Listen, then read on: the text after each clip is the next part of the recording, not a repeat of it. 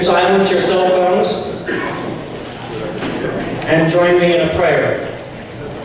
Oh God, we acknowledge you today as Lord, not only of individuals, but of nations and governments. We thank you for the privilege of being able to organize ourselves politically and of knowing that political loyalty does not have to mean disloyalty to you. We thank you for your law, which our founding fathers acknowledged and recognized as higher than any other human law. We thank you for the opportunity that this election year puts before us to exercise our solemn duty not only to vote, but to influence countless others to vote, and to vote correctly. Lord, we pray that your people may be awakened. Let them realize that while politics is not their salvation, their response to you requires that they be politically active. Awaken your people to know that they are not called to be a sect fleeing the world, but rather a community of faith renewing the world. Awaken them. The same hands lifted up to you in prayer are the hands that pull the lever at the voting booth. That the same eyes that read your word are the eyes that read the names on the ballot. And that they do not cease to be Christians when they enter the voting booth. Awaken your people to commitment to justice, to the sanctity of marriage and the family, to the dignity of each individual human life, and the truth that human rights begin when human life begins, and not one moment later. Lord, we rejoice today that we are citizens of your kingdom. May that make us all the more committed to being faithful citizens of the United States. We ask this through Christ Jesus our Lord. Amen. Amen. So we're going to rise and have a pledge of allegiance at this point. Pledge allegiance to the flag of the United States of America and to the republic for which it stands, one nation, under God, indivisible, with liberty and justice for all. We're going to have the national anthem led to us, led by the Gilberts.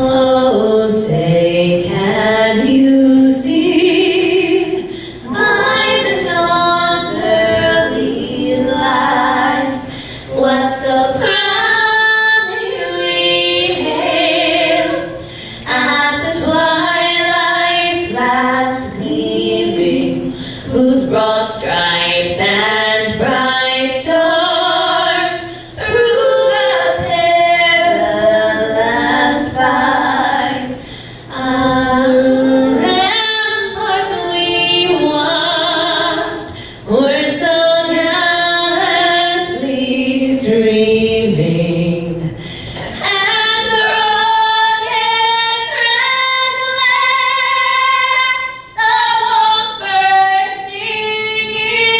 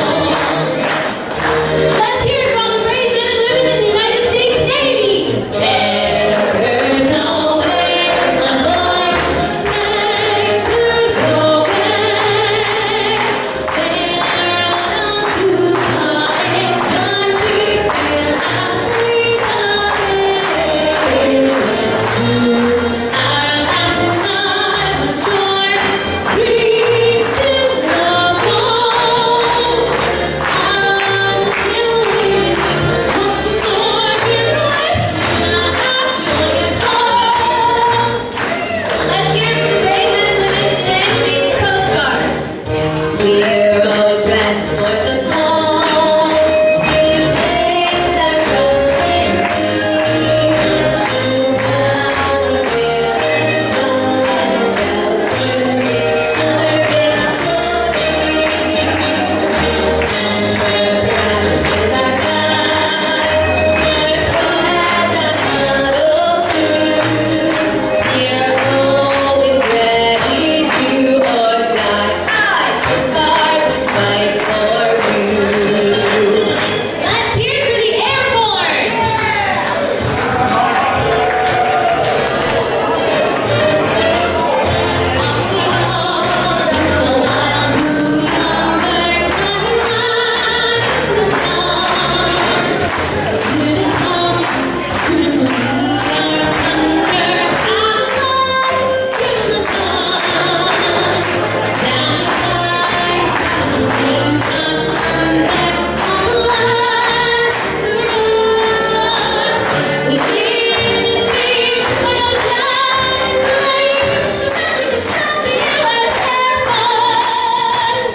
Let's hear for the Marine Corps.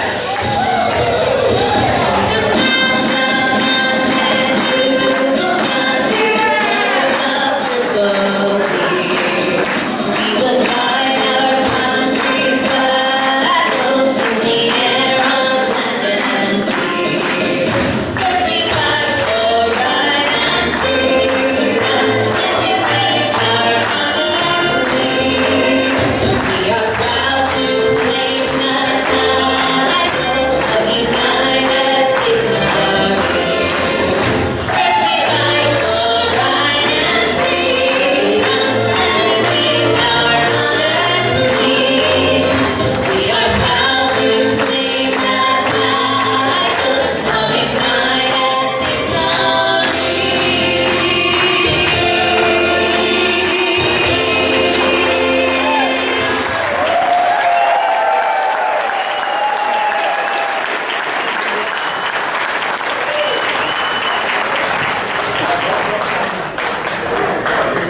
Thank you, and I can't imagine a better way to start a meeting. Thank you, ladies. My name is Tom Carroll, and I am the chairman of the Lehigh Valley Tea Party. And I couldn't have found a better way to welcome you than with what we just heard tonight, so thank you. We live in the most exciting time to be alive ever. With all of the advancements in science, technology, and medicine, with the best economy ever in our history, what could be more exciting than to living here today in America? God has blessed us, and we are all alive at this time because God has a plan, and we need to trust in God and be happy. The left isn't happy, are they? They're miserable. We need to understand that we are here to be happy, and we need to be positive as we go forward.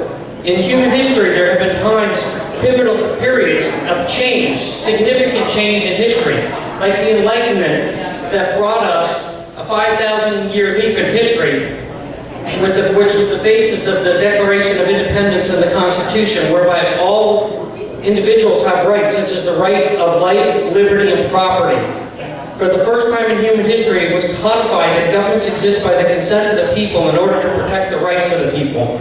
A government of the people, by the people, and for the people set up the principle of majority rule and separation of legislative and executive judicial power, created a nation based on free markets and individual rights that raised the standard of living for millions upon millions of people.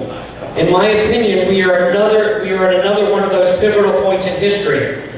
We will either move forward right now to a new Enlightenment period, or we will regress into a period of another Dark Ages. That's what's at stake in this election, and that's why we're here tonight.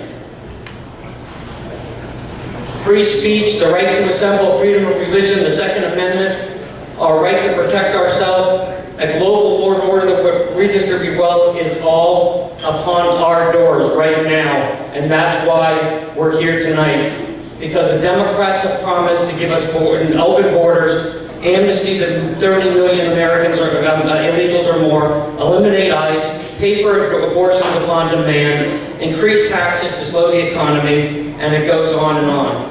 What I am saying is that this election next week is in fact, without any doubt, the most important election since the Civil War. It will determine whether we move back into the Dark Ages or we move forward into a new Enlightenment period. Tonight we've been honoring our veterans, and we continue to honor our veterans in many ways.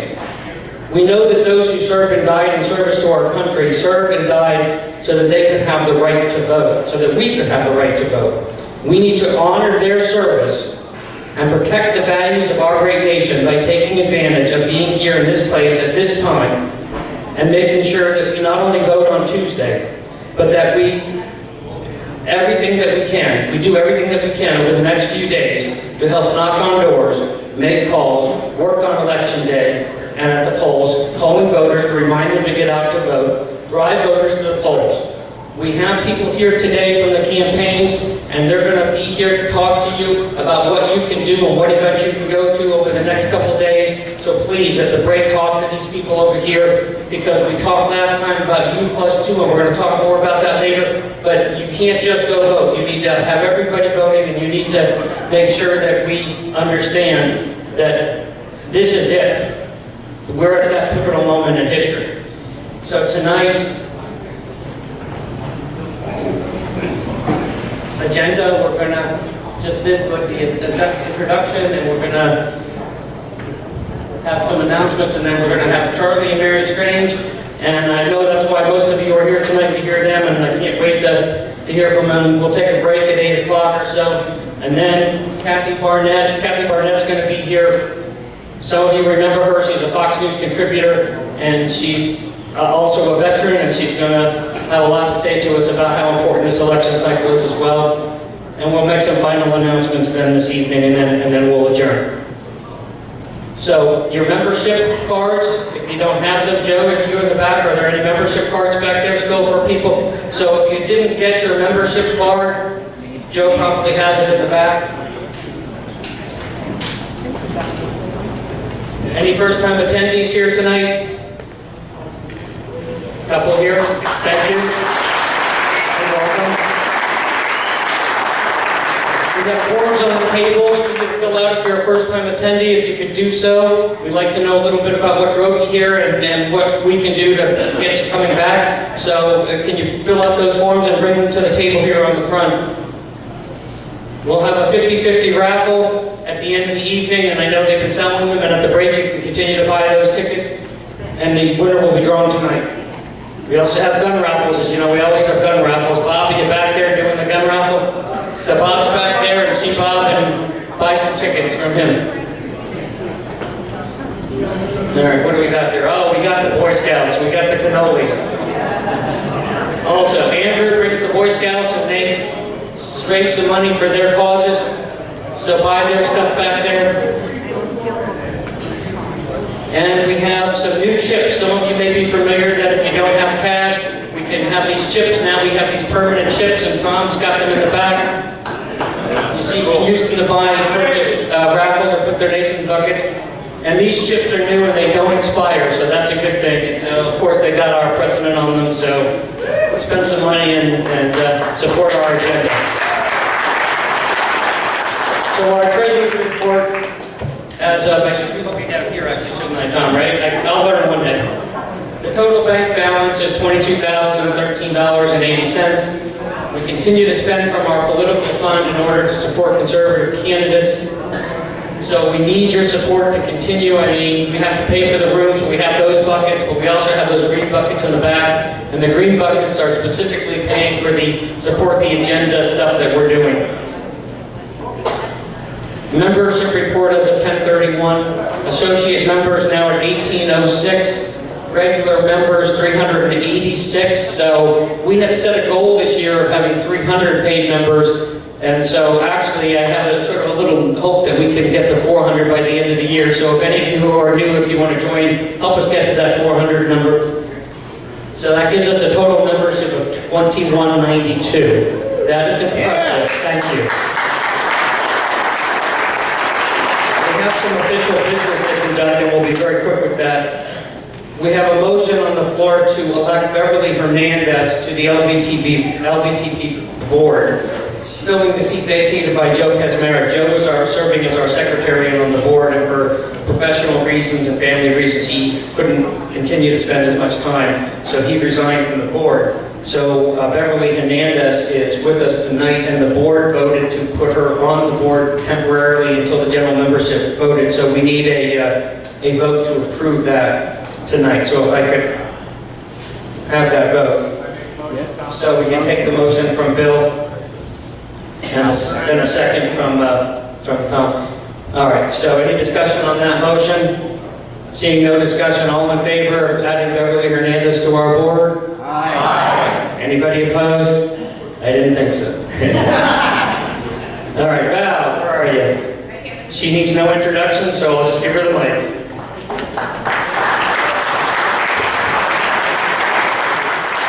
Good evening, everybody, and happy Thursday. I'd like to say happy Veterans Day and happy almost Election Day. For those veterans who do not have a star, make sure you see Blair in the back. He will give you one, and thank you for your service. It's also, I read that our dear President has declared this National Military Family Month. So for all of you families of militaries, I know the women, lots of times when their husbands are serving and vice versa, they suffer. So happy that too. As far as Election Day, this past month, our dear Andrew with the Boy Scouts brought 8 boys and some of their parents to help us pack packages.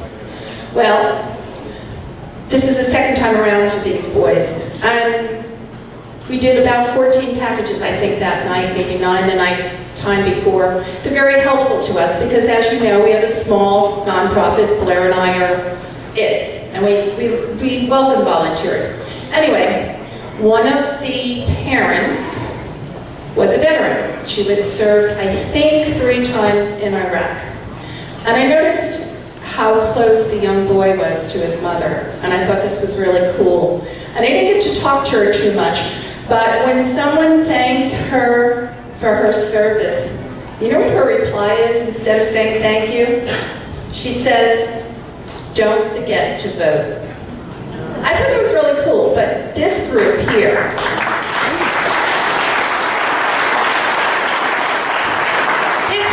doesn't need to be reminded to go out and vote. But we do need to remind our friends. So without further ado, I'm going to do that. For those that are new here, we ship packages to our military. It's free of charge. Come see us. If you know someone serving, we're always looking for names. For those of you who asked us this evening what we need, basically right now, baby wipes, the small soft ones, and also microwavable popcorn. So last month we had, I know we have Charlie and Miriam Strange here tonight, and they're Gold Star parents. Well, last month we had 7 Gold Star parents help us pack packages. And if that wasn't something endearing to our hearts, I don't know what was. They packed these packages as if they were going to their own children. But I'm going to read you tonight one of the letters that was one of those packages that was received. Dear Blair and Valerie, I wanted to write you a quick thank you for your care packages that I received at Camp Arafone in Kuwait. I greatly appreciate the goods and the nice letters received from across the Lehigh Valley. Now that's you guys, because so many of you write those letters. And I have stationery in the back for those of you who want to write something during the break. If possible, I'd love for you to pass along a personal thank you to Helen Seifert for her letter and sacrifice as a military mom that lost a son to these conflicts. I'm a Navy commander alongside with other servicemen here, and I have orders until March of 2019. I have about 50 other Navy reservists here, and I serve with them, and I would love to distribute more of your care packages to them. Popular items that we receive are Crystal Light single service packages or similar brands, They like coffee cups, beef jerky, fruit snacks, cookies, candy, gum, toiletries, etc. Thank you so much for what you're doing. You're making a huge impact in improving the quality of life around here. And that's what we do. That's why we are all our Americans. God bless you. God bless our military. God bless America. Amen.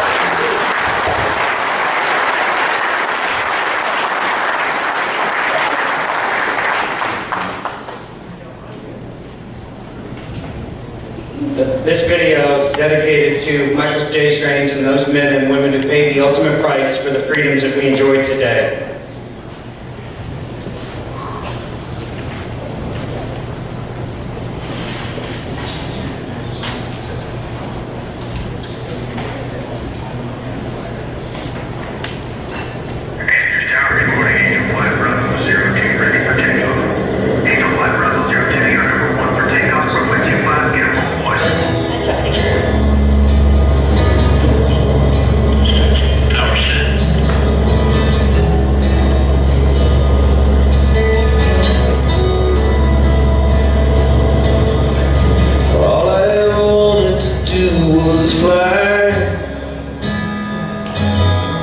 Leave this world and live in the sky.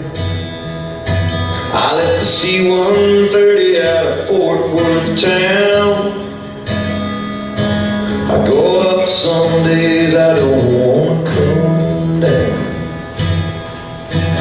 Well, I fly that plane, call the angel flight. Come on, brother, you're with me tonight. Between heaven and earth, you're never alone. On the angel flight, come on, brother, I'm taking you home.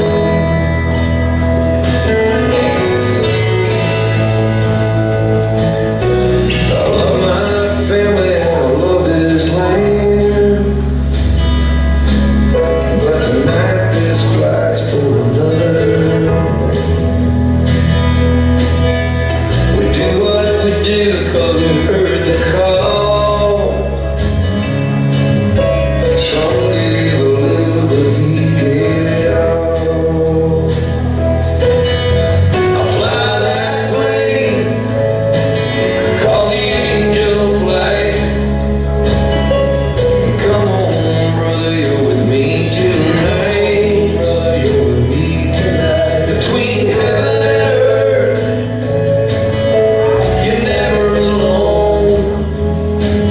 On the angel flight, come on, brother, I'm taking you home. Come on, brother, I'm taking you home.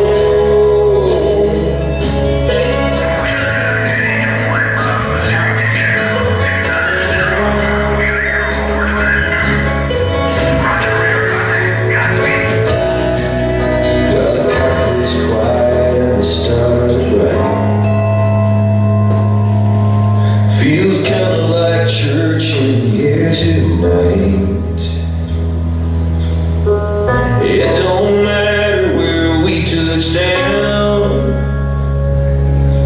On the angel flight, it's sacred ground. When I fly that plane, call the angel flight. Got a hero riding with us tonight. Riding with us tonight.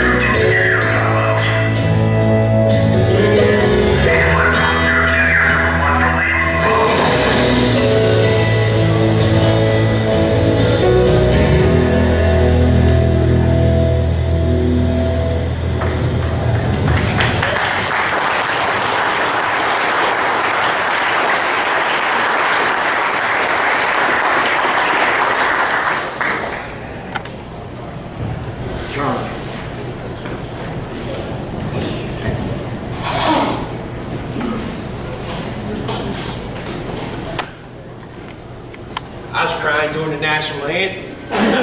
It was about 5 years ago that I went down to King of Prussia to an event and was introduced to Charlie and Mary. And then we were lucky enough to bring them up here. And some of you may remember we brought them to Easton High School back, I can't believe it's 5 years ago. So all I said is that the story that they tell is phenomenal, and what they have done for these people is just amazing. And I'm privileged to have not got to know them and consider them friends at this point. And I would so proudly introduce him today to us today. So welcome, Charlie and Mary.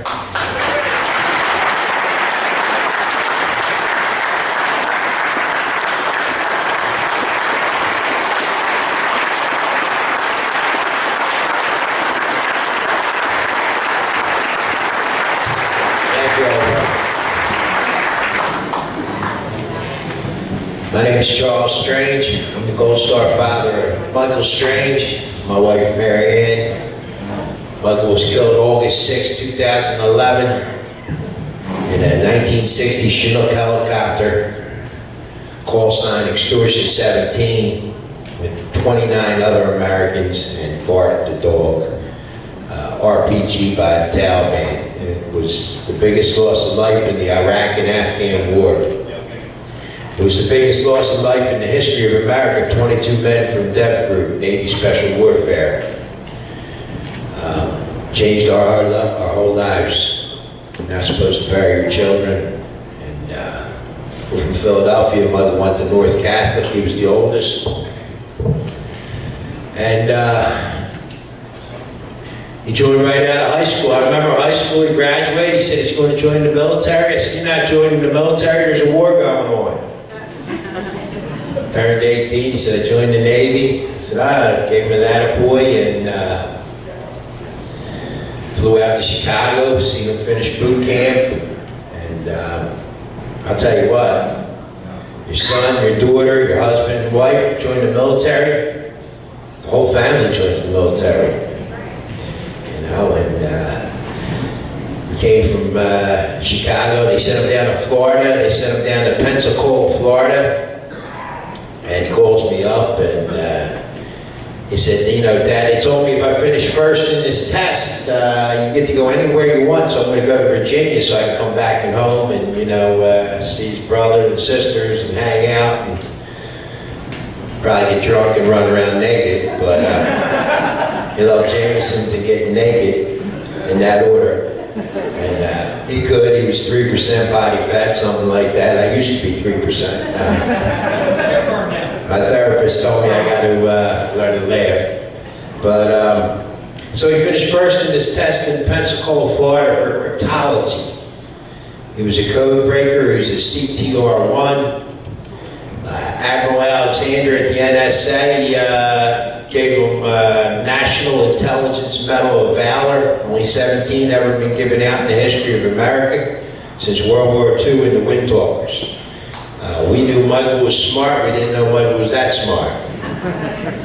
They would give him newspapers from Chicago, California, Texas, all over the country. You go through the newspapers and pick out different things that jihadis would send in here to harm us. So he finished his first, and they sent him to Hawaii. And he calls me up and he's complaining. He said, Dad, they lied to me, Dad. They're sending me to Hawaii. I said, Michael, you're going to Hawaii, son. Second day in Hawaii, he called me up and goes, I love Hawaii, Dad. It was under Admiral McRaven there. He took off. He became an E6 in less than 4 years.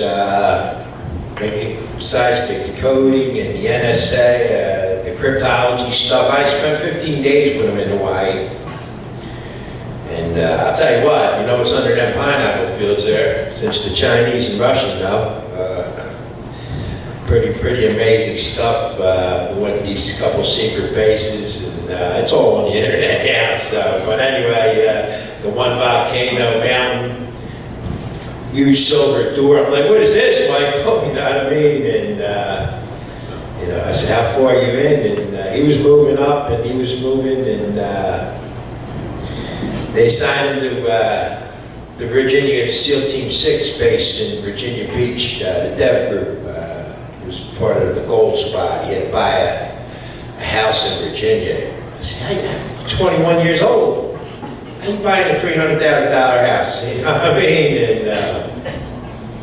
he did some amazing things. He loved what he was doing.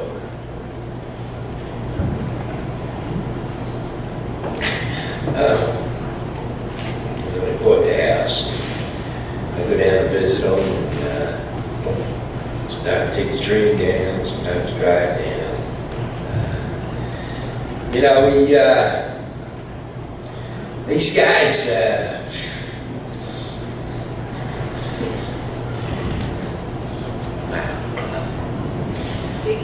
I was just with a bunch of his buddies, you know, in Washington last weekend, but Rob O'Neill in April came to stay with us for a weekend, did a speech at a place, and it is the brotherhood, you know, and I know it's not just with the Navy, it's, you know, the Marines, the Army, the Air, all branches of our service, the Air Force, everyone.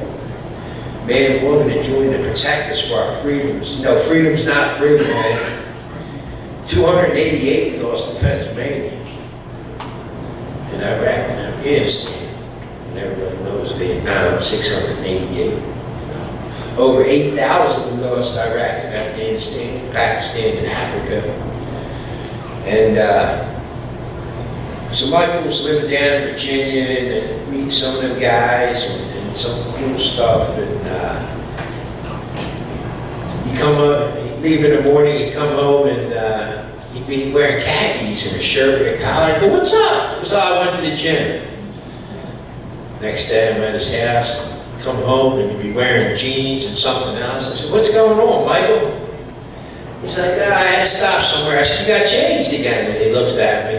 And I would always ask him questions, John, you know, I'm his dad, trying to figure out what, you know, what's going on here. And our code was, when he wanted me to stop asking questions, was, did the Phillies win? So it'd be January, and he goes, did the Phillies win? And the reason for that was they would give him a lie detector test every 2 months. And the first question they would ask is, when was the last time you lied? A loaded question.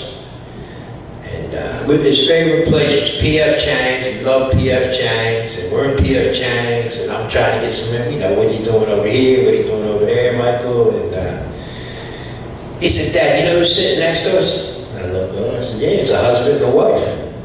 He goes, that's what you think, Dad. And I'm like, oh, man. And he was in, you know, just some amazing things, just like all our sons and daughters, husband, wives, part of the Bin Laden thing, all that stuff, Captain Phillips. And I'll tell you what, he was home June 2000. Well, let me back up. He called me in April 2011. He said, Dad, everything's going to be shut down. I said, what's going on, Michael? He said, well, you're not going to hear from me for 2 weeks. I said, what's up? I said, what are you doing? He's like, nah, everything's getting shut down. I said, Mike, tell me what's going on, son. He said, Dad, if something happens, you'll hear about it. And, of course, to take down Osama bin Laden. And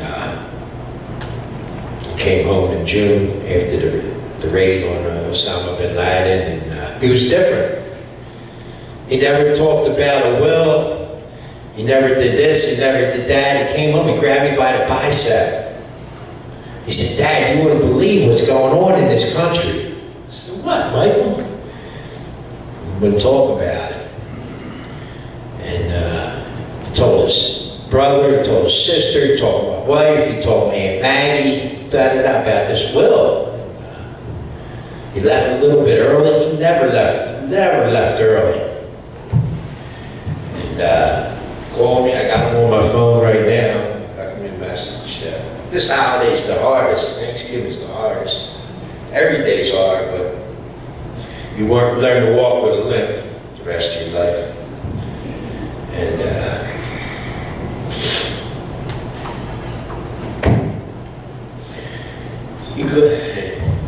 he's going over to Afghanistan, and he's over there, and a lot of things were going on. And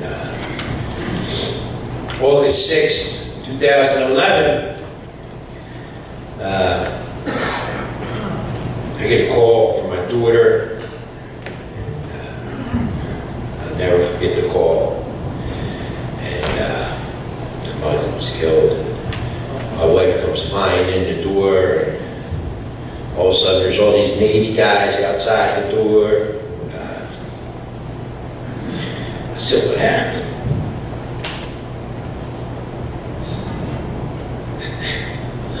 They're like, I don't know what happened. I don't know. Nobody knew nothing. And next thing you know, it was on television, 30 guys died. RPG, and I'm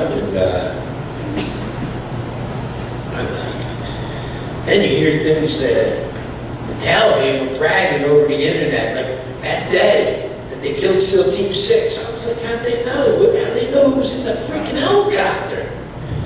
You know what I mean? And we go down and,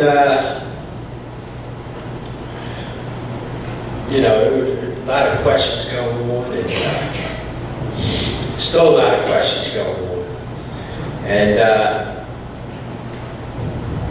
did a viewing at the Cathedral in Philadelphia. 17 of the 30 are buried in Arlington, Section 60.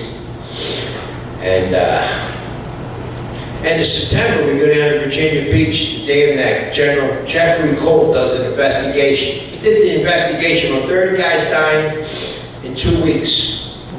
2 weeks, comes back. We're in like a theater, and he's telling us about this, and he's telling us about that, and about the pilots, the poor pilots, and they were saying the Rangers were under attack. The Rangers are under attack. So they called the QRF, Quick Reaction Force, 1560s guys. And of course, anybody, heard that the Rangers were under attack. And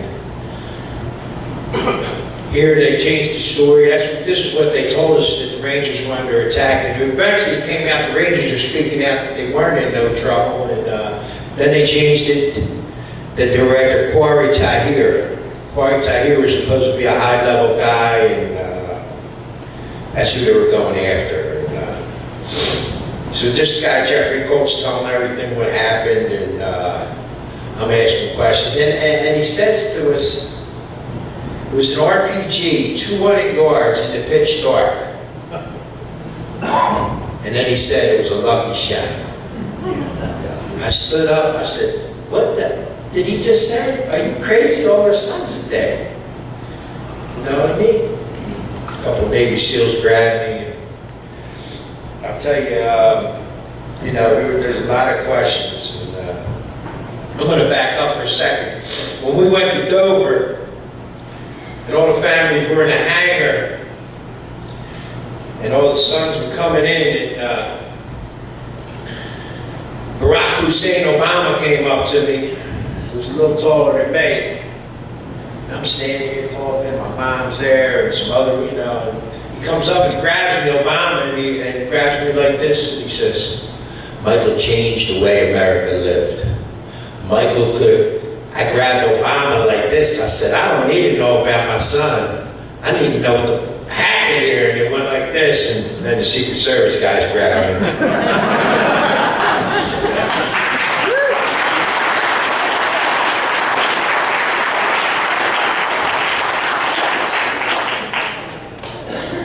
And I'm bent over, and I'm crying, and I'm doubled over, and Obama comes up again, and comes to give me a hug.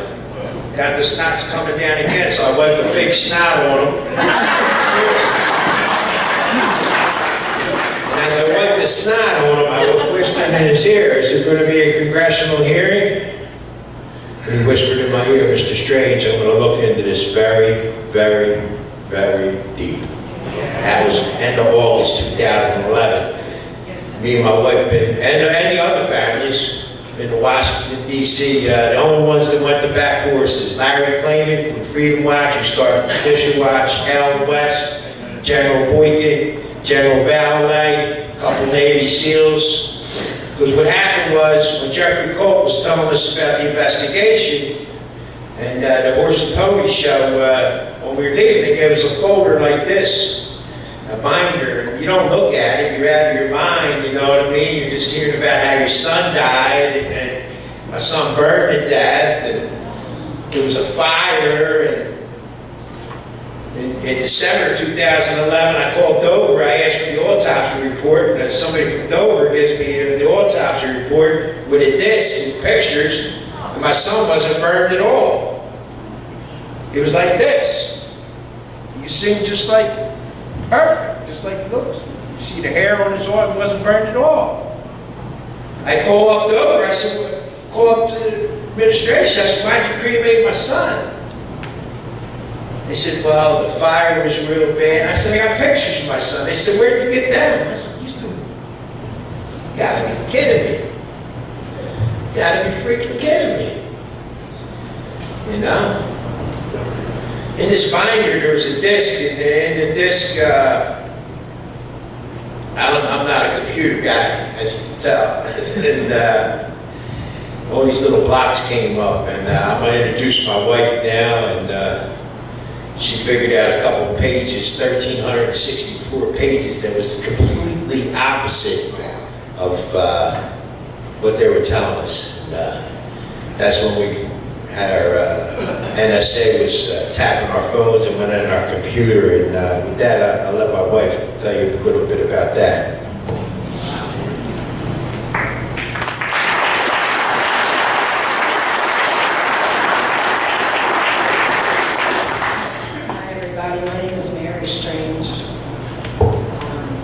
So my husband, by the way, he didn't just get Obama and shake him. I mean, he looked like a bobblehead. That's how much he was shaking. Just so it was all nice. I'll tell you what, the Secret Service guys didn't grab me right away. I think they wanted me to get a shot.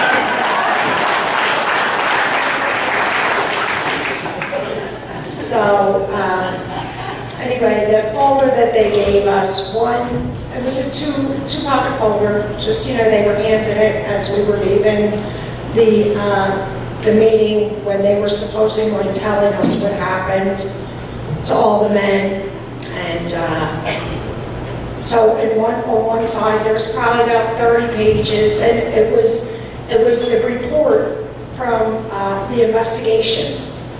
Like what Brigadier General Jeffrey Cole, his final findings and his report, and so you start looking at it, first page you're reading it, second page it's getting really like, the ink is really like starting to fade. By the third page you just couldn't read any of it. And so my husband calls, Admiral Sean Pybus, who was the head of Naval Special Warfare. And he says, Sean, we can't read this report. He says, yeah, I know, Charlie, I've been getting a whole lot of complaints about that. Now, this is October of 2011, 2 months after the boys were killed. And Charlie says, well, send me another report. He says, oh, can't do that, we burned it all. Now, mind you, I never served. But, this is died, it's not real. I do have brains in here, and I do know that, that was a bunch of BS. So me and Charlie are like, what the heck's going on? So anyway, he's like, what are we going to do here? So I remembered that there was a disc that they put in that two-pocket folder when we were leaving. And so we popped it in the computer. And like Charlie said, all these little blocks were there. So I was playing around with it for like 7 hours. And then all of a sudden, I could start reading the pages. And we printed it out. It came out to 1,364 pages from the investigation findings. And it was horrifying what we were reading. They said all the satellites, all the eyes in the sky went out at that exact moment that extortion 17 went down. Nobody was looking their way. First of all, Extortion 17 was never meant to go out at all. Them Rangers that they said were in trouble, those Rangers were ready for exfil. They were leaving that spot. And it was horrible. You know, we were angry, we were crying. A lot of emotions were in them pages. So little did I know that that little disk that I popped into my computer was infected with a virus. And it sent all of our information to a satellite. And the reason we know this is because, was it a couple weeks later? A couple weeks, you know, like my computer started acting up on my chest, something's wrong here. And I know that the government does a lot of slimy stuff. So we call our computer guy, and he said, well, bring it on down here, because he couldn't get it, you know, he couldn't get it going. He said, bring it down here. So we drove down to Maryland, and he popped it open. He was like, holy cow, what they have in here isn't even out yet. And this guy's got like 523 certifications in computers, and he could not get this virus out. It took him like 5.5 hours to get it out, but he got it. But before that, I was on the computer, and all of a sudden my picture popped up. Now we have a monitor. There was no camera on the monitor. We had no camera anywhere on our computer. And all of a sudden, there's a real-time picture of me. I'm like, oh my God, is that me? You know, and looking around, same clothes. Here they pinged our computer and took our picture and saying I was facing 7 to 12 years of prison. Her picture.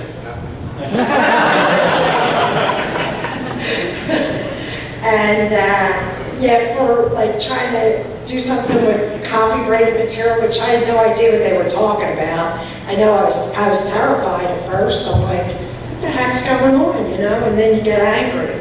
Like, how dare they? So we went down to Maryland, and Dave got it out. And that's how Michael being a crypto code breaker, he worked for the NSA. They wanted to know what we knew. So they tried what I think intimidation, but you know, they've already really took a lot from us. So it takes a little bit more than that, I think, to intimidate, don't you? But so anyway, I'm going to give the rest over to my husband, and just look us up. Google my husband's name, and you'll see we won 2 cases against the NSA. Only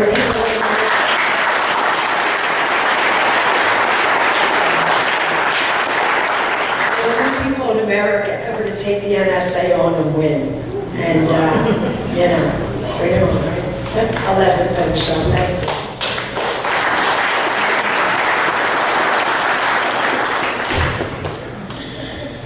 Judge Leon. Judge Leon, you can look Judge Leon up, the NSA. He was in Washington, D.C. Leon loves his little bow ties. He was a great lawyer, great judge. The NSA went in front of it and said, they're grieving parents, Mr. Strange. Mr. Strange, they're just grieving. The NSA don't spy on people. Our lawyer stood up. He pulled out the newspaper. He said, Your Honor, they just lied right to your face. 16 employees of the NSA were fired last week for spying on their spouses. And Judge Leon went off. And that was just a part of the lying. And I'll tell you what, in them 1,364 pages, Quarry here knew every move our guys were making. They had about 30 guys under the trees. They had machine guns, RPGs, AK-47s, walkie-talkies, cell phones. They had a few guys on the roof, which they seen. It's in the 1,364 pages. And then they had guys in the front. And whoever gave the pilots, they were looking at Google Maps. They let them right into the middle. Maybe just recently, you might have heard of, about 6 months ago, maybe about 10 months ago, about a lady named Joni Marquez. Joni Marquez was in the C-130 above, which could, you know, hit an ant like 100 miles away. The C-130 has everything in it. She called and asked 8 to 9 times to open up fire on the Taliban. It was denied because of the rules of engagement. Under the last administration, Barack Hussein Obama changed the rules of engagement 5 times. You weren't allowed to shoot back into a building if somebody was shooting at you, because they could have had kids in there. I said, what about our kids? How about our sons and daughters? You know, I'll tell you what, you know, for this young lady, Joni Marquez, please look her up. She's been on Fox News probably half a dozen times with Sean Hannity. Now a couple of the Rangers have came out and spoken. They said, we didn't need no backup. We had 8 of the Taliban caught, you know? I want to say, through this loss, we started the Michael Strange Foundation. And I met another Gold Star dad, lost his son from Pennsylvania, Grant Smith. And it was probably about 10 months, 11 months after my son died. And I was out of my mind, man. I walked in at Dunkin' Donuts, I just started crying. I couldn't get out of the house. I got angry. I went after some guy with a towel wrapped around his head.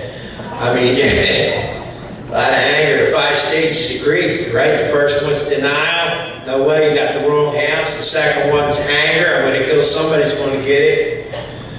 Third one's bargain. Oh God, take me, bring my son back. The 4th stage of grief is depression.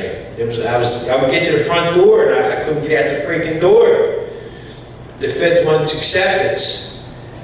But like any other grief, it just keeps going around in the circles and it never stops, you know, it's a piece of your heart. And, through that we started the Michael Strange Foundation. I went and met this other Gold Star dad and he was the same way. He was crying, he was sad, he was angry. And after I got done meeting this guy, I felt good. I said, wow, this guy's just like me. We started bringing Gold Star parents in. We did one in Malvern. We done one in Wildwood, New Jersey for a weekend. We paid for the hotel, the food, the plane tickets, and they already paid the ultimate price for our freedoms. Gold Star, my wife just tells them, pack a suitcase and bring a package of big picture of your loved one. I can't thank the Lehigh Valley enough for your support. Where's Tom and Maureen Goy for their support? Thank you, Tom, back there for helping us out. Everybody here buying the t-shirts. I want to say, President Trump, we've done 8 weekend workshops. We've done them in Boulder, Colorado, Tucson, Arizona, Ocean City, Maryland, Lenox, Massachusetts. Last weekend we did one in Washington, D.C. Here's the difference. President Trump reached out to me and my wife last year, asked us to come to the White House June 5th, asked us to bring 10 Gold Stars families with us. There's 50 of us there all together. We were there for 4 hours. They had the Marine Band, they had food. The one Gold Star dad I bought, he went up to the bar, he said, yes, Rick, he said, can I have a triple finger scotch, I look at him, he said, it's $1,000 a bottle, I want to see if they got it. Yeah. So we learned that again, you know. They did a beautiful ceremony, lighted candles, the First Lady, Mike Pence. It was amazing. Me and my wife had 15, 20 minutes with the President Trump and his wife, and I said, Mr. President, I said, my son got killed in a 1960 helicopter with 29 other men. He goes, you see what I did about that? I just sent a bill for $500 million, get some new damn helicopters.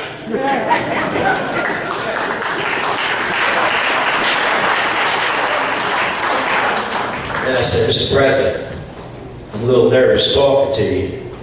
I'd like to show you some papers. He looks at the Secret Service guy, I guess he gives him the nod. He says, yeah. I had some notes from the 1,300 pages and some of the 1,300 pages. I give it to the president, he reads it, looks at me, For like 3 minutes, he flips it over. He said, Mr. Strange, can I keep these? I said, yes, you can. He goes to the Secret Service. Make sure I get Mr. Strange's notes tonight.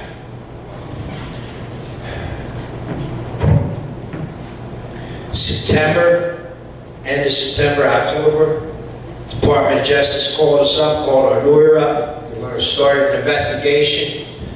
I'd like to say we're going to get somebody found. Somebody has to be held accountable for 30 guys dying. I don't want to hear my son die lucky fucking shot.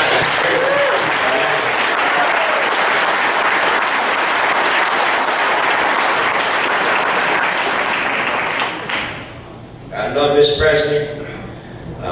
I said, Mr. President, when you drop that mother bomb over there, I said, I jumped off my couch. I said, next time you call Charlie Strange from Philadelphia, we'll drop like 8 or 9 on them over there. He said, he's grabbing me, President. He said, calm down. Calm down. I said, calm down. I said, my son's not here. Your son's here. Put his head down. Gave me a hug. And then we're taking a picture. He's next to my wife. I'm next to the First Lady. I said, Mr. President, can I put my arm around your wife? He did that look again, that smile, he went, go for it. That's what he said. Then, the Strangers were the only Gold Star families to get invited back to Christmas dinner, December 14th.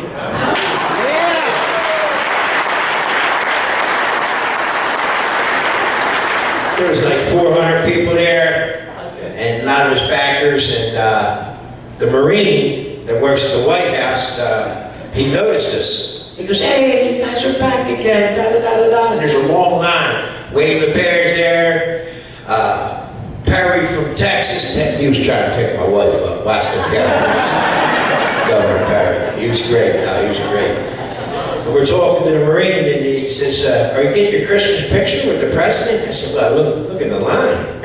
He said, you're Gold Star parents. You don't wait in line. He took us right up to the front. President Trump goes like this, right? I see him. We beat him June 5th. This is December 14th. He goes like this, President Trump. He goes, Gold Star, Pennsylvania, Strange.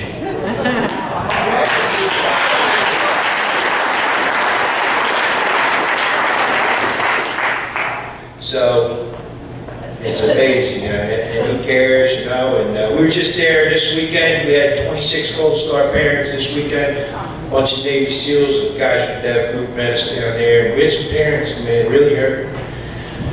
We had 4 parents there, they lost 2 children, each lost one in Afghanistan, and their other children passed 2, one this year, my friend Scott Warner from Ohio. And I'll tell you what, the foundation, we're small, grassroots, and these parents love coming and helping each other. For us, for me, I want to hear how another dad deals with the birthday and Christmas every day. You know, is it okay that you leave a chair out for Thanksgiving? Do you leave the picture? Is it okay to laugh? Are you allowed to laugh now that your son died? Do you feel that guilt? You know what I mean? And I know it's all God working through us and our sons. It's nothing we thought of, to help others, and just like everybody in here that does, for our country. I can't say enough thanks to the Lehigh Valley Tea Party and all you guys. Thank you so much.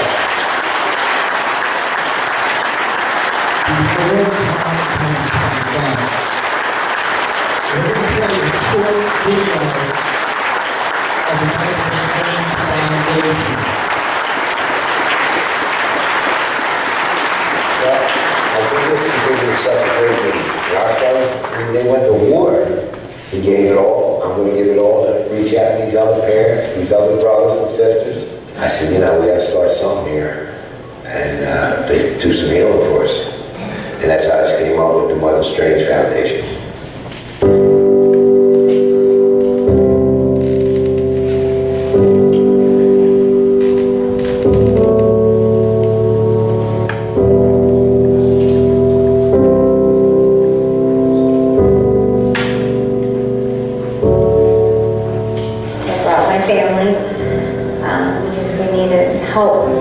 To heal those of us who are left behind. It's hard, and you don't really know what you want. I don't know how to talk to anybody on the phone. You don't know what you're supposed to do or how. There's no book. There's no, roadmap to tell you what the next step is going to be. I didn't really think I had an issue because I was a stepdad.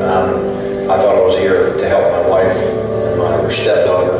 You can get stuck in that grief because there's a belief for some people that if I'm happy, if I become happy, I've forgotten my loved one that died, or I don't deserve to be happy because they're dead. Unfortunately, there just doesn't seem to be a lot for our Gold Star families in terms of support. There's a lot of agencies out there that are helping them. There's a lot of agencies that are supporting them in other ways, but none of them are supporting specifically with grief counseling. And I think the difference with what the Michael Strange Foundation does is that we bring in professional grief counselors, support staff to a one-on-one basis.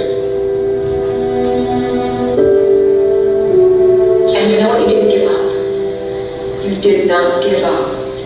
You stayed with me on the phone, you stayed with Michael on the phone, and you came in. And so there's a period where they need to move beyond and move forward with happiness. So what we're doing is changing the connection of the pain associated with the death to a different relationship. It's pretty hard to open yourself up to strange people in a situation where every emotion that you have flows freely. So they did it in such a manner that you really had a choice, but it eased you into that till you got to a point where there was definitely a release. And once that happens and you feel that confidence with the people you're around, it was very healing. It's well thought out all the way through. It's there's different pieces that all work together that really make it work. This business just isn't anything else. They have been professional and warm and loving and I can't thank them enough. They take you through this process, this healing process, to put a little piece of that heart back into you. We as Americans have an obligation to support these families that have given the ultimate sacrifice for us and our freedoms. We're just asking for some support. So mothers and fathers, brothers and sisters that lost a son or a daughter, to give them some healing. To give them a little piece of their heart back is what we need. So we appreciate anything anybody can do for us.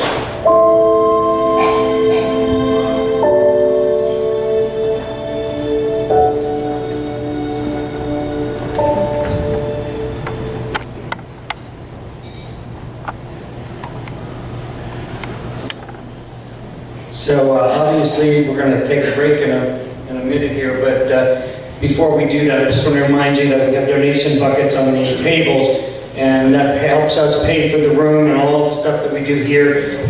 So I know there's a lot of people asking you for being generous tonight, but as always, it goes for the good cause of keeping this organization running, and today, obviously, you need to go over there and purchase their shirts as well. But if you are short on cash, we do have the chips. And with Christmas around the corner, considering donating to the Michael Strange Foundation as part of the holiday season. So we have a coffee break, and we're going to have our sponsor tonight of that is Lehigh Dental and our favorite dentist.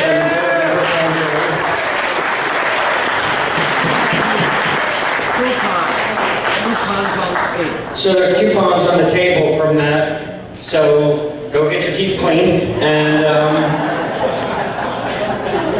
we'll see you back in about 10 minutes. So have a good break and buy some raffle tickets and buy some shirts and.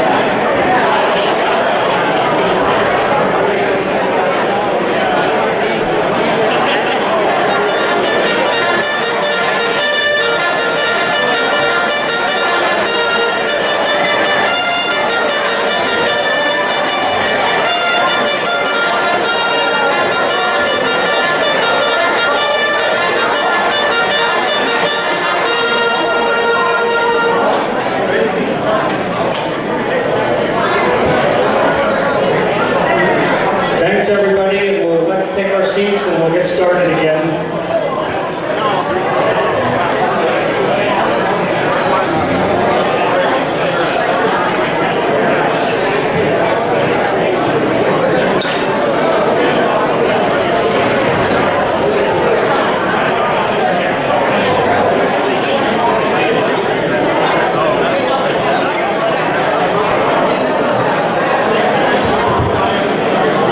If I could ask everybody to take their seats so we can get started.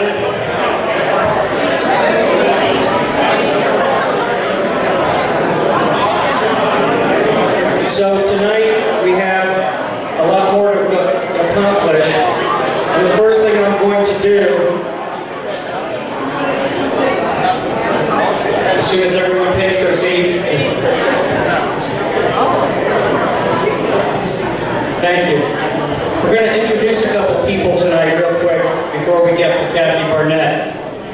First thing I want to do is introduce the young man and woman over here at their table, Rob. Want to stand up? Rob's with the Wagner campaign. And he wanted me to announce that they're having a Get Out the Vote rally at the Orfield office on Saturday at 2:30 p.m. So here's a great opportunity for you. We're going to mention this a little later as well. But you know what we're doing on Saturday, right? We're doing a little flash mob honking way for support the agenda, to support Marty, to support Lou Barnette, and to support Scott Wagner. And where are we going to be? We're going to be at Westgate Mall between 11 and 1. And what's at Westgate Mall but the Susan Wild headquarters?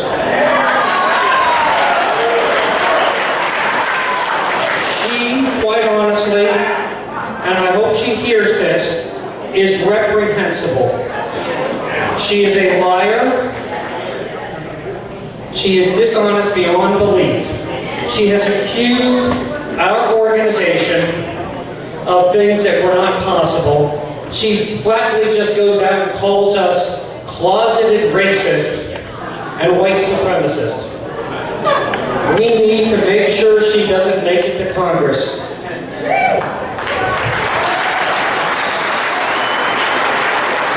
So, with that being said, we also have a state representative, Zach Mako, who's here. Zach, where are you? He left. Okay, you just know he's back there. Zach is running in the, what is it, the 183rd. So if you live anywhere in the 183rd, he needs your help. You need to get out and help him. Make sure you vote for Zach. Make sure you get your friends and family out to vote for him as well as the rest of the ticket. And then the one person I do want to bring up today before we get to Kathy is our 7th Congressional District candidate for Congress, Marty Nostein. Can we get a little music there?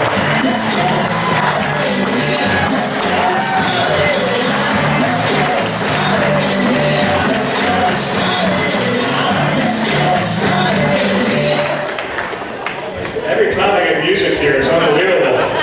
If I was only racing my bicycle again, I'd win more races if that was the case. And I'm going to keep my remarks very, very brief tonight. What I need from everyone in this room, we're in a battle. We're in a fight. I've been fighting every single day to represent everyone in this room. Now what I need is I need you to join the fight. I know you've all given some of you have given a lot. Now I need everyone to give it their all. I need you to give it your all from now until Tuesday.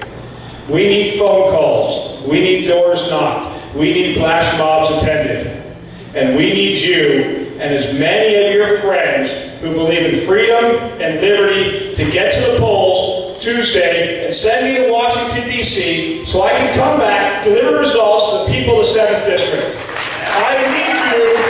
I want you. Let's win this thing. We are close to victory. I gotta tell you this real quick. Don't believe the polls. That's right. You don't hear polls. That's right. I know what the poll is. We know what polling is. I can tell everybody in this room, it's this close. It is this close. But I'll tell you where they don't poll. In places like this. In the VFWs I've been visiting. The gun clubs I've been visiting. The social halls, the fire companies. People are motivated to come in the room here tonight. Actually, first of all, to drive around the parking lot 3 times to find a parking spot. I said, pull that. There's something happening. And it starts with you.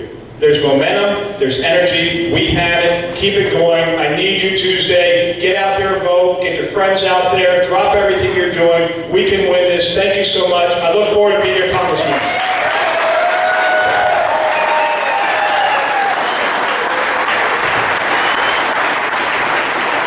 And what I can tell you is I've spent a lot of time with Marty. I got to know him over many months. We've challenged him, we've confronted him, and we've made sure that he understands that he's accountable to us. And I really do believe that he knows that, and he's going to not be a Charlie Dent. He's going to represent us, and he's going to represent conservative values in Washington.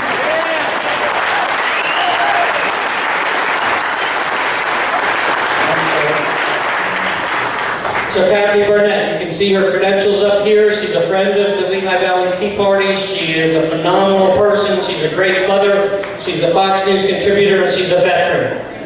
So I'm going to leave it to her to give you the further introductions, but I thank her for coming tonight, and please give it up for Kathy.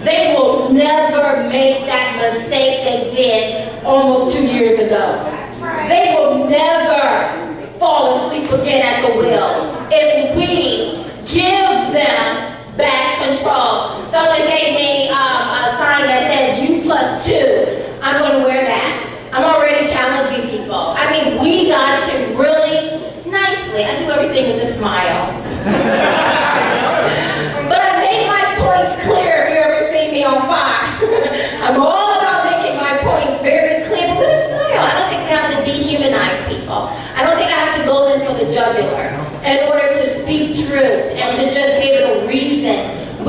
people, we really do have some people. I mean, you know, no one can come and get me off the Trump train. I am on that Trump train. I will slowly get on. No one is going to get these lunatics who walk around here roaring and screaming at the sky to get onto the Trump train, right? They're going to do what they're going to do, right? But I have honestly met people in the middle. I didn't think that really existed. Now, many of these independents that mainstream media is putting in front of us, they're not really independents. They're Democrats in disguise, they're liberals, they're socialists, they're progressives in disguise. So when you see them on television, they say, oh, we have a panel of independents. Not really, okay? So, newsflash, behind the scenes, that ain't really. But I have honestly met people who are really in the middle, which seems very odd to me, right? Because it's like, are you not paying attention to what's going on? How can you be so lukewarm? But we really do have people who can be reasoned with. We have to do our part in sharing with a smile, okay? I know how we can get real revved up on this side or the other side, right?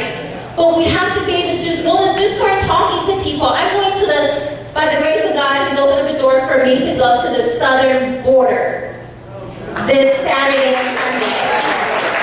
And we're going into the belly of the beast in McAllen, Texas. Have you guys ever heard of that? Huh? Yeah, I know, right? I didn't even know. I was like, yes, I'm so excited! I'm going to the border, woo! And then I told someone where I was going, they was like, no.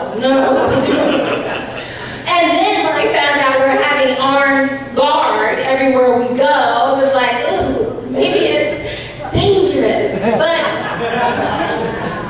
I'm very excited for the opportunity to be able to go and see firsthand, right? Because again, a lot of what you see isn't real people. Y'all know that, right? It's manipulated. The overwhelming majority of what you see is manipulated. I don't care who you're talking to, right? They get to invite who they want to invite. It's heavily slanted on certain stations. We won't call any names.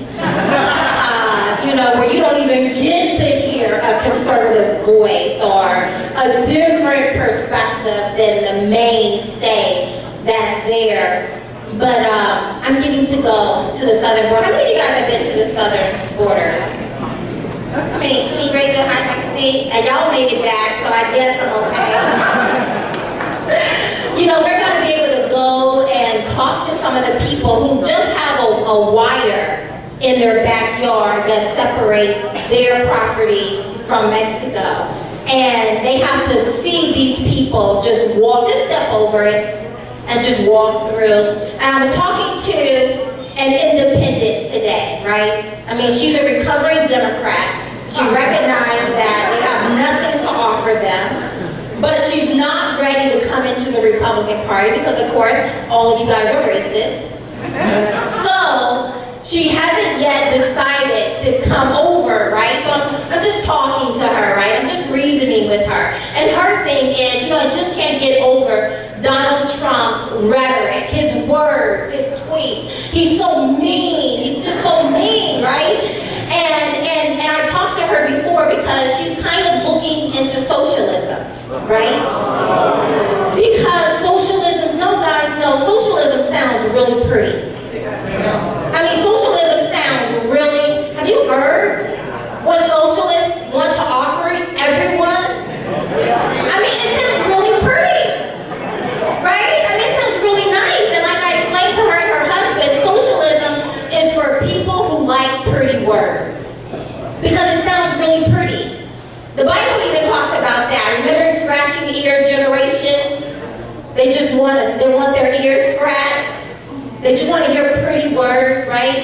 They're not so interested in how the rubber meets the road, or how that is actually going to impact their taxes, right? Or how somebody got to pay for free, that free ain't free. It just sounds really pretty.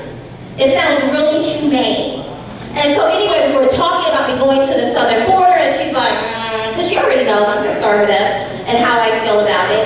But I tell you no lie, this morning at 3 o'clock, God woke me up, and on my heart was the caravan. I was thinking about the caravan. I'm going to the southern border. I'm thinking, I'm thinking about the caravan and what I'm going to say on these various media outlets. And immediately as I woke up, you know, you're waking up out of what seems like a dream, and you have this kind of residual thought, and the thought for me was the caravan. And immediately it was impressed upon my heart that there are people, I'm sure, in the caravan who mean us no harm.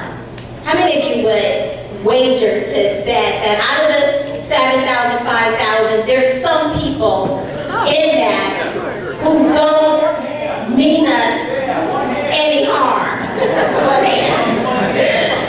And so I prayed for those people, that God would place his hand of protection. That's a dangerous road to travel. I cannot imagine the number of children and women who are being molested along the way. So my heart can go out, and as I'm talking to my friend who's just talking about the humanity, the bleeding heart, oh, the humanity, the people, they're people. We should just accept people. And no matter what I say to her, we should just accept them until we can't accept anymore. And I said, listen, I believe we need to learn how to walk and chew gum at the same time. We need to be able to empathize with people and think critically, logically, be able to reason things out, right? Nowhere does it say I need to check my brain in at the door, pull out my violin, and just start weeping, right? The blues, all these poor babies. And I explained to her, even if it was just a caravan of newborn babies, I still have the right to know who they are. I don't care if it's just a caravan of just women. I still have the right to know who they are. Why are we coming in?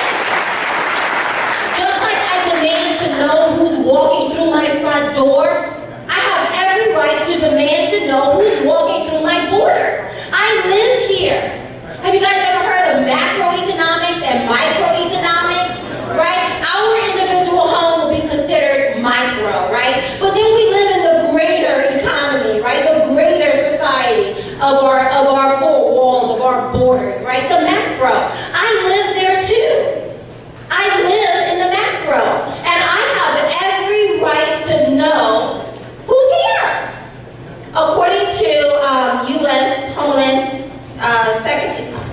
Homeland Security, Kristen Nielsen, she said 10 terrorists, they stop 10 terrorists or potential terrorists every day. Think about that. That's not 10 every month, 10 every quarter. That's 10 a day. Can you imagine the ones they don't get? And as I'm sitting there explaining to my friend, she's like, oh, I didn't know that. Yeah, there's a lot people don't know. When you're so bent on being so undisciplined in your thinking, it's just such sloppy thinking that we see in the media and among our politicians. When we see congressmen going to the border and crying, grown men crying. Did y'all see grown men crying at the border? And I get offended because whose job is it to change the laws? It's Congress. We're getting on a bus and caravanning your behind down to the border with the cameras, crying, weeping, when it's your job to change the laws if you don't like it. It's called manipulation once again, right? And there are enough people who are willing to be manipulated. Because all they see are the little babies, the little bitty babies. Who ever saw Talladega Nights? I always think about when he said, oh, baby Jesus. Oh, sweet, sweet baby Jesus. Like Jesus never grew up in his mind. And all these people see are the little babies, oh, the little babies, the little babies, the little babies, right? And they make sure they go and put it right there on the little babies. Oh, look at the little babies, right? And they want me all of a sudden to have no thought for my two little babies back there. Yeah. All of a sudden, my two little babies, these little babies trump my two little babies. It's worse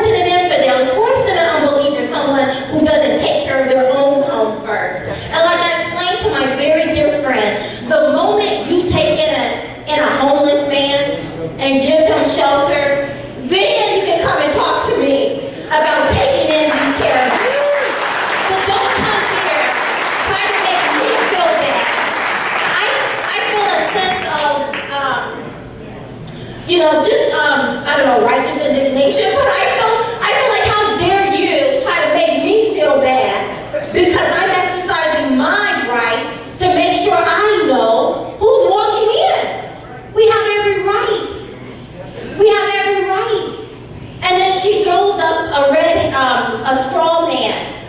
Well, do you think more people in the caravan will kill us than the man who walked into the Pittsburgh synagogue and killed those people? Well, we got bad people on both sides. And my response is, yes, you're right. Why do we need to import more crazies into our country? Yeah, we already have crazy people here. Why should I risk importing more crazy people here? Do you see the illogic?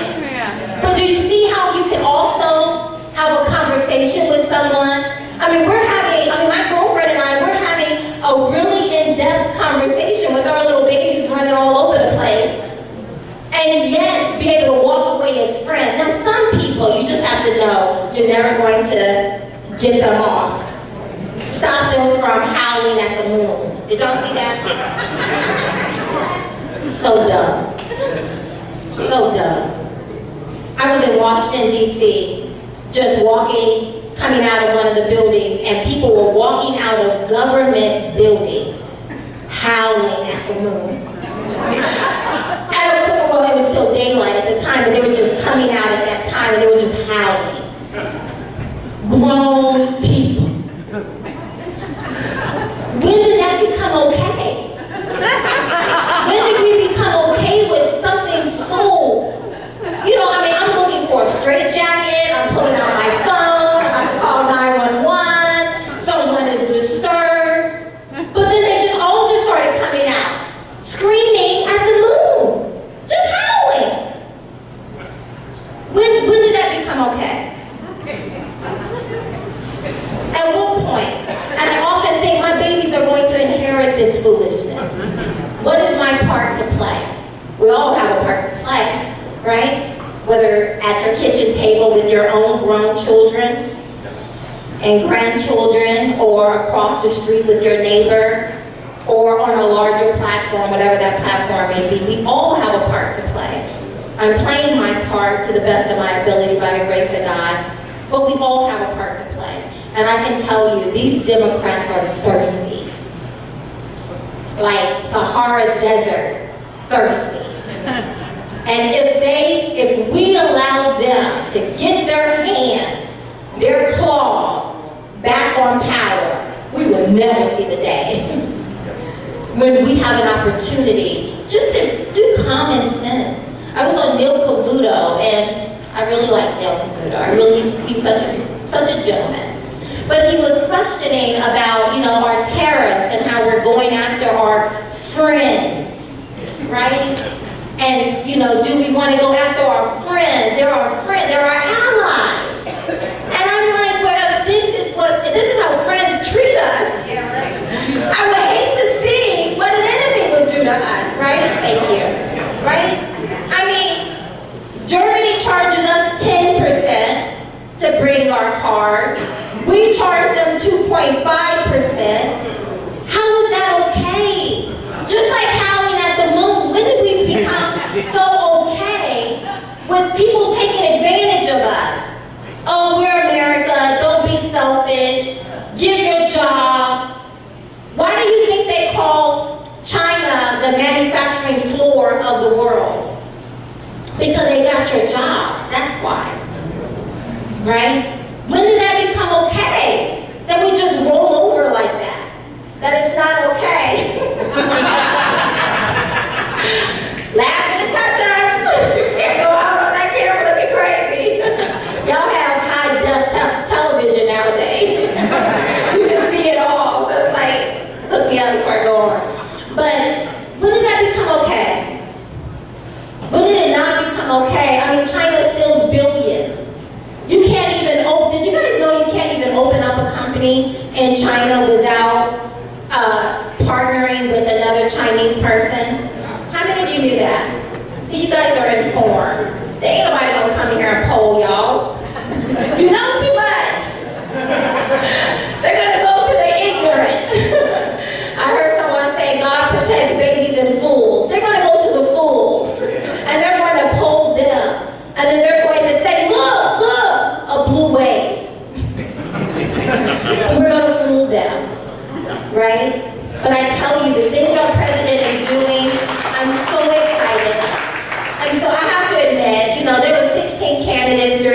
primary, President Trump was number 16. There was no way I was gonna vote for him, but he had such great people, I thought. But when he won the primary, it was like a light bulb went off. I mean, one, Hillary was there. I mean, right? I mean, I would have voted for a rock before I voted for her.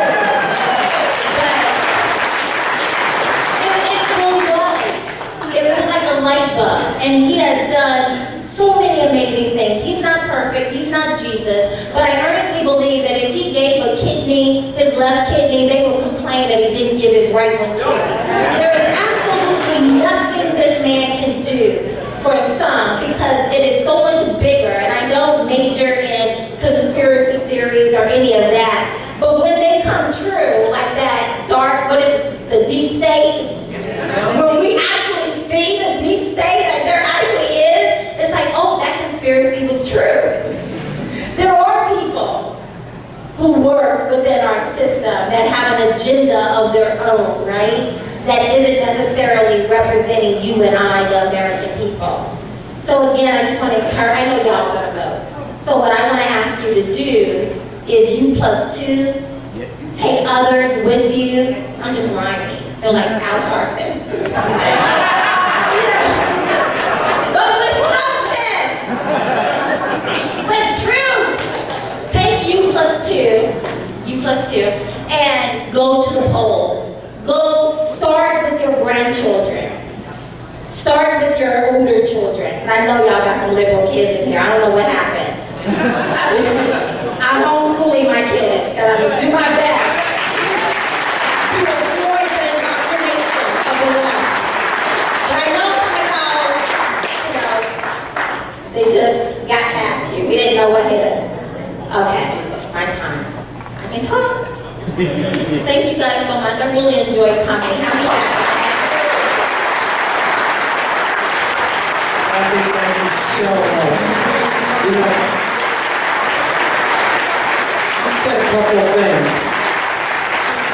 This is theater to them, but it's our world and it's our life. They're trying to divide us at every level, and we can't let that happen. So I thank you, Kathy, for coming today, and I certainly thank Marty for running and Zach for running, because they're standing up for us. When they say they hate Donald Trump, what they're really saying is they hate us. Yeah. So we have been having this support the agenda program now for a couple years.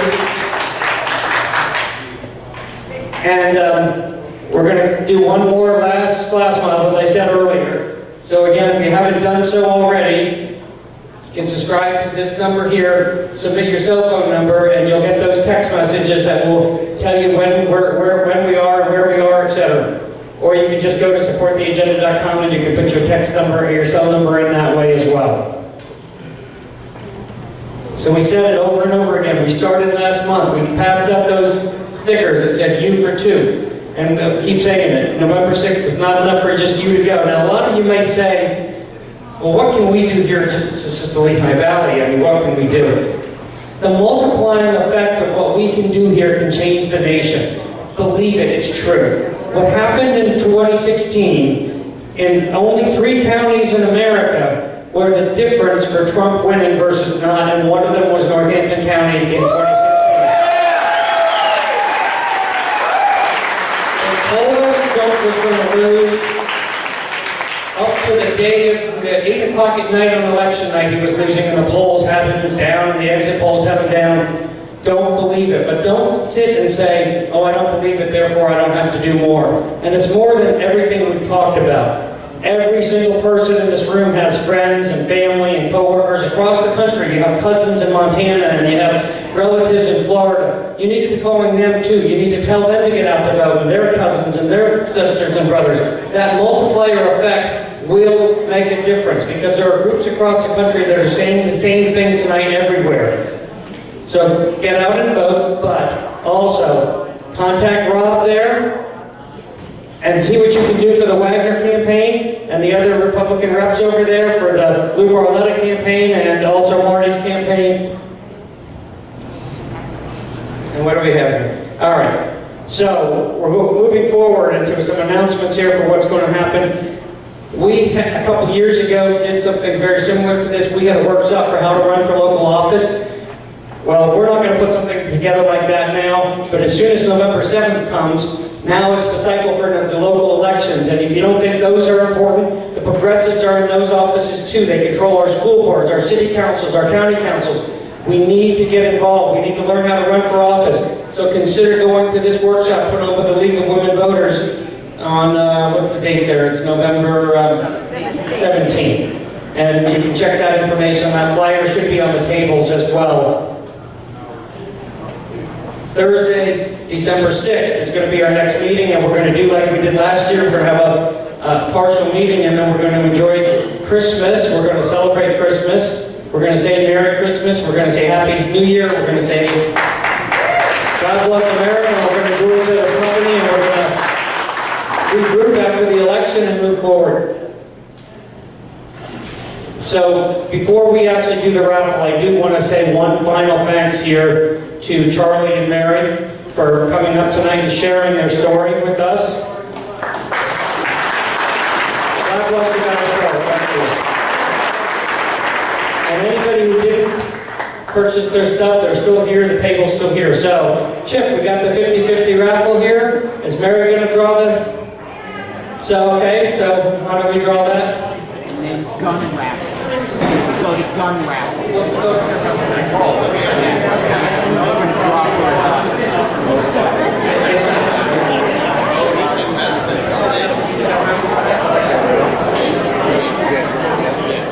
Did you get a ticket? Do you have a mic there, Tony, or? It's on There she goes. the master DJ has to turn the microphone on. So the winning ticket is 028 9848. There we got it over here. What's the prize tonight, Tony? $255. Wow, that's great. Thank you. And we also have a gun raffle that we're doing today.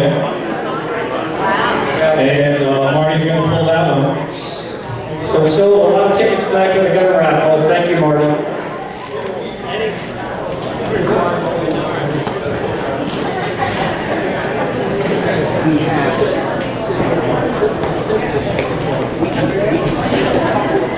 Ray Courtney. Ray Courtney. So we got a winner here? Who was that? Congratulations.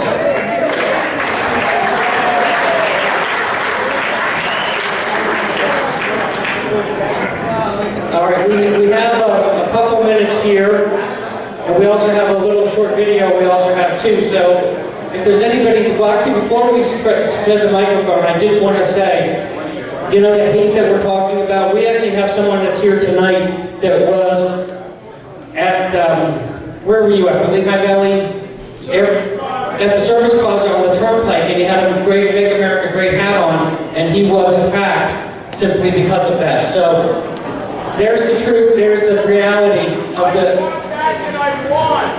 Right.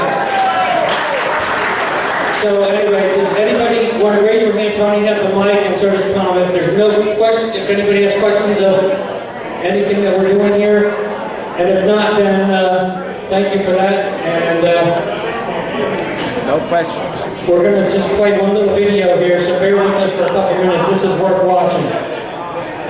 Nah, we're going. They need a ride to go to vote. Somebody get them to the polls. Voter turnout. Right, and if you can volunteer your time on election day, but you can't stand to work the polls, we also need to have people driving people to the polls, and both county parties are organizing that. So contact your county party offices if there's anything you can do on election day besides just vote. So go ahead, Tom. Our movement is about replacing a failed and corrupt political establishment with a new government controlled by you, the American people. The Washington establishment financial and media corporations that fund it exist for only one reason: to protect and enrich itself. The establishment has trillions of dollars at stake in this election. For those who control the levers of power in Washington, and for the global special interests, they partner with these people that don't have your good in mind. Our campaign represents a true existential threat like they haven't seen before. This is not simply another four-year election. This is a crossroads in the history of our civilization that will determine whether or not we, the people, reclaim control over our government. The political establishment that is trying to stop us is the same group responsible for our disastrous trade deals, massive illegal immigration, and economic and foreign policies that have bled our country dry. The political establishment has brought about the destruction of our factories and our jobs as they flee to Mexico, China, and other countries all around the world. It's a global power structure that is responsible for the economic decisions that have robbed our working class, stripped our country of its wealth, and put that money into the pockets of a handful of large corporations and political entities. This is a struggle for the survival of our nation, and this will be our last chance to save it. This election will determine whether we're a free nation or whether we have only the illusion of democracy, but are in fact controlled by a small handful of global special interests rigging the system, and our system is rigged. This is reality. You know it, they know it, I know it, and pretty much the whole world knows it. The Clinton machine is at the center of this power structure. We've seen this firsthand in the WikiLeaks documents, in which Hillary Clinton meets in secret with international banks to plot the destruction of U.S. sovereignty in order to enrich these global financial powers, her special interest friends, and her donors. Honestly, she should be locked up.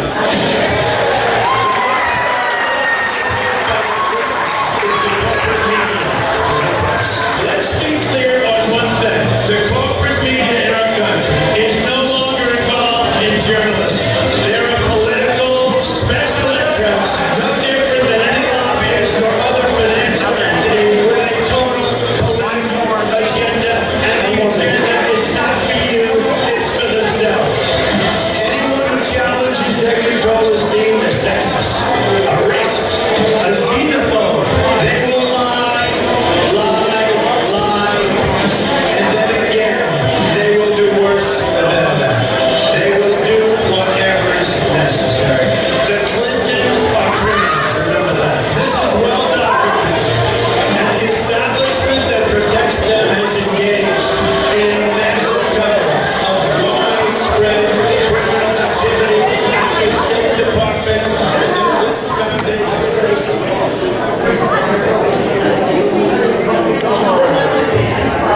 I have one last word. God bless Donald Trump for speaking the truth. God bless America, and pray for Donald Trump, pray for his safety, and pray for our nation. So we need to work and we need to pray. Thank you all for